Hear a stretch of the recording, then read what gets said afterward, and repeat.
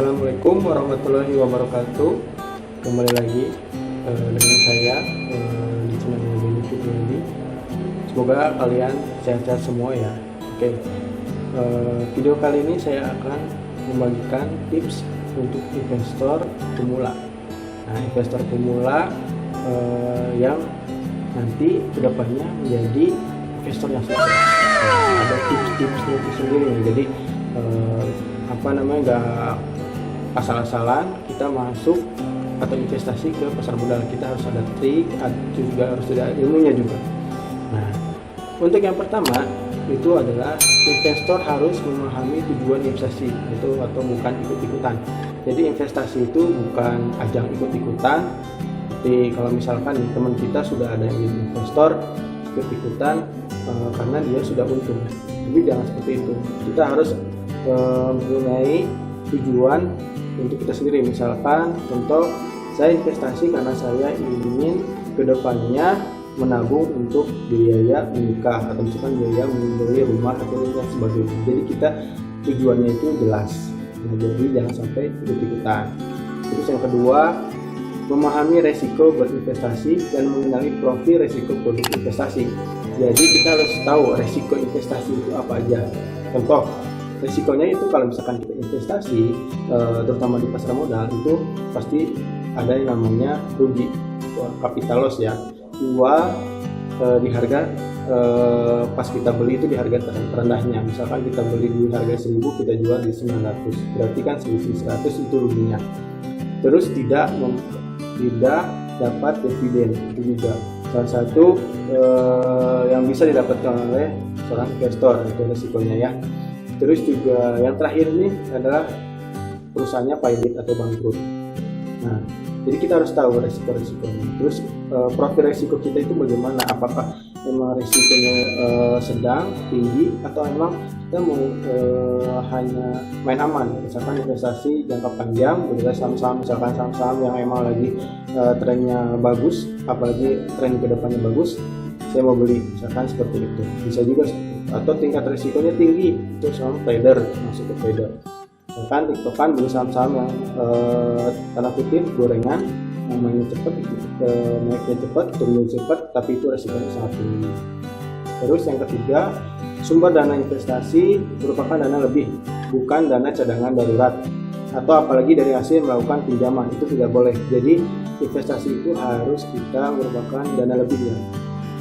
Nah, sampai karena dana darurat atau dana pinjaman kita investasi, nanti investasi kita terburu-buru, carinya mau investasi jangka panjang karena dana pinjaman harus dikembalikan cepat-cepat, bukannya itu malah rugi. Misalkan harusnya taruh ya, kalau logikanya itu taruh misalkan sebulan, ternyata harus mengembalikan di bulan depan tuh, berarti harusnya naik tinggi di bulan selanjutnya, malah kita harus jual dulu karena harus membayar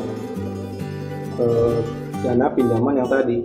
Jadilah investasi itu harus merupakan dana lebih. Misalkan contoh, saya ada tabungan, misalkan gaji saya UMR, saya ada dana lebih di misalkan 100.000 atau 200.000 per bulan investasikan.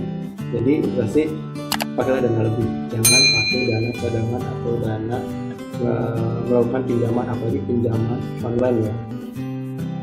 Oke, terus yang keempat itu adalah pastikan penjual atau penyedia produk investasi adalah yang berizin. Jadi kalau misalkan mau investasi harus ke yang perusahaannya berizin, misalkan diawasi oleh OJK, oleh Bursa Efek Indonesia. Jadi jangan sampai perusahaannya tidak punya izin, nanti dana yang dikelolanya kita masuk ke mana nih? Kan kalau misalkan udah diawasi OJK dan Bursa Efek dan sebagainya, kita aman lah. Tapi kalau misalkan tidak ada yang investasinya tidak berizin, nanti bisa dikatakan itu investasi bodong. Terus yang kelima, mencari informasi dan pengetahuan sebanyak mungkin itu atau mengenai produk investasi. Jangan gampang tergiur dengan kata-katanya. Jadi jangan sampai kita tidak punya informasi yang cukup. Informasi itu bisa kita dapat dari berita berita online, terus juga kita bisa ikut sekolah pasar modal, edukasi, webinar dan sebagainya. Itu banyak sekali untuk zaman sekarang. Masih di pandemi ini masih semua full online ya. Jadi kita bisa mengikuti semua kegiatan online itu di rumah. Jadi semua bisa mendapatkan informasi. Jangan sampai tergiur dengan influencer katanya kata-katanya. Takutnya nanti kita masuk ternyata malah yang rugi kita dapat. Terus yang keenam, lakukan investasi secara berkala dengan orientasi jangka panjang.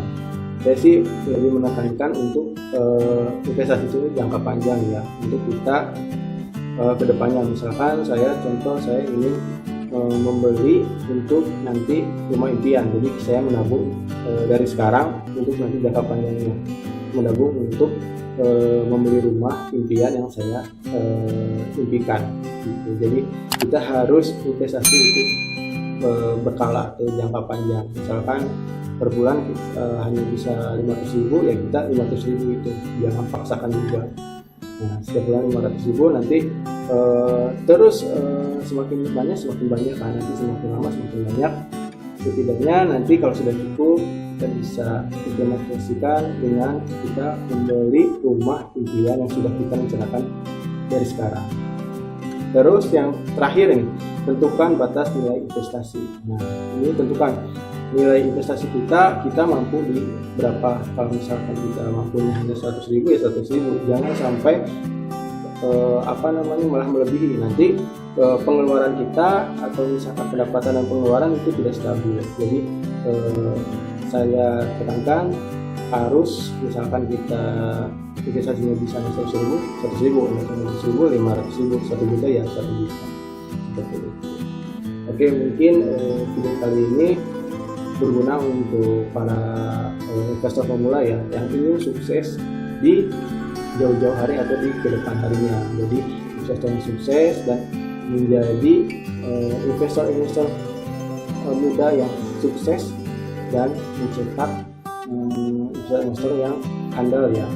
Oke, mungkin untuk video kali ini cukup sekian. Apabila ada yang mau ditanyakan silakan nanti cek di komentar. Oke, kalau suka dengan video ini boleh di subscribe. Oke, terima kasih. Assalamualaikum warahmatullahi wabarakatuh.